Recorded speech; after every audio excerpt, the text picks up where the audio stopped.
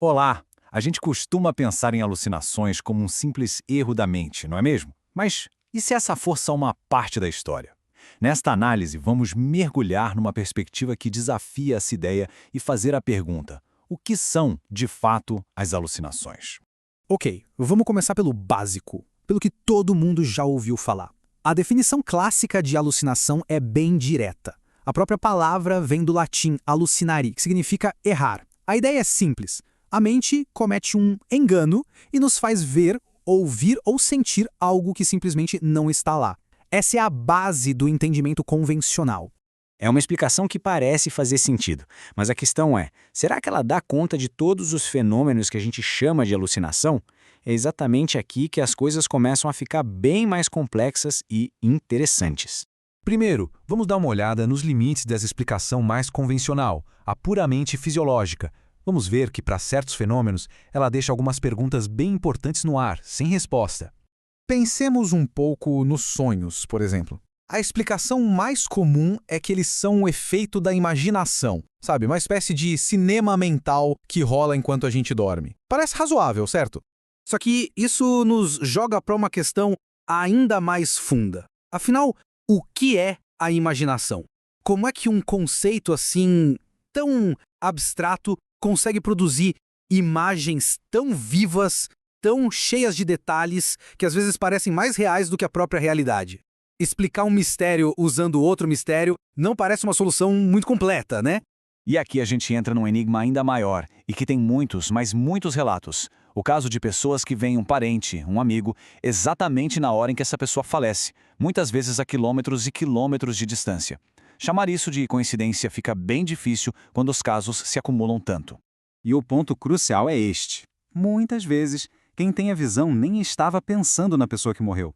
Se não era uma preocupação, um pensamento ativo na mente dela, como é que a imaginação, do nada, criaria aquela imagem tão específica? E justamente no momento exato, a explicação começa a parecer meio curta.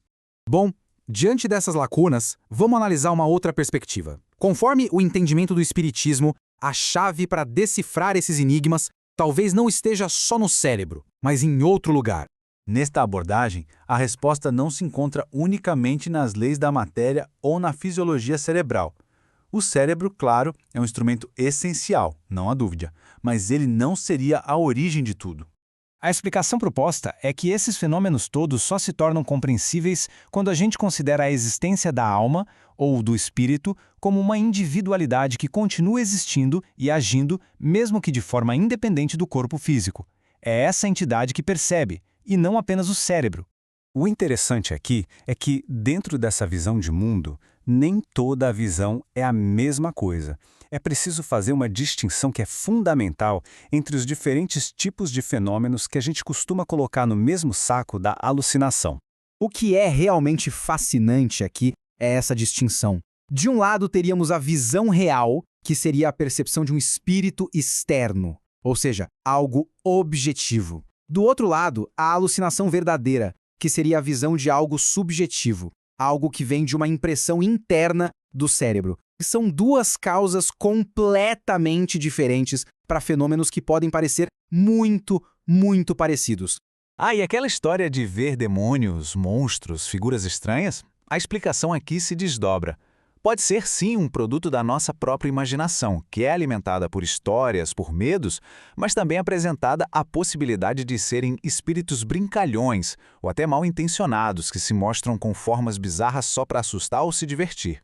Certo, mas como é que funcionaria essa tal de alucinação verdadeira?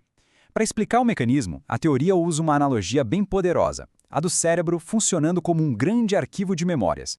A citação-chave é esta. Ela compara as impressões no cérebro a uma chapa daguerreotípica. Para quem não sabe, o daguerreótipo foi um dos primeiríssimos processos fotográficos. A ideia, então, é que o cérebro fotografar e guarda tudo. Então, a teoria é a seguinte: cada imagem que a gente vê, cada som que a gente ouve, cada ideia que passa pela nossa cabeça, tudo isso deixa uma marca, uma impressão no nosso cérebro. É como se fosse uma fotografia guardada num arquivo infinito. O processo então seria assim. Primeiro, nossos sentidos captam algo do mundo lá fora. Segundo, O cérebro armazena isso como uma impressão.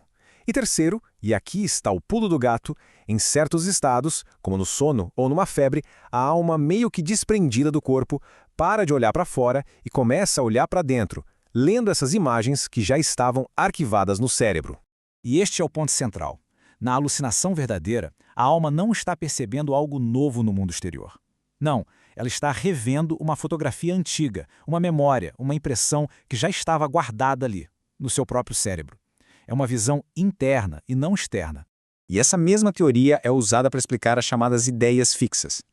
Em um estado de desequilíbrio ou numa doença, uma dessas fotografias cerebrais poderia ficar meio que travada, se projetando sem parar na consciência da pessoa, que não consegue mais se livrar dela.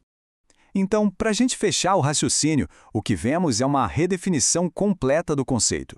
De acordo com essa linha de pensamento, a alucinação deixa de ser vista só como um erro, um defeito da mente.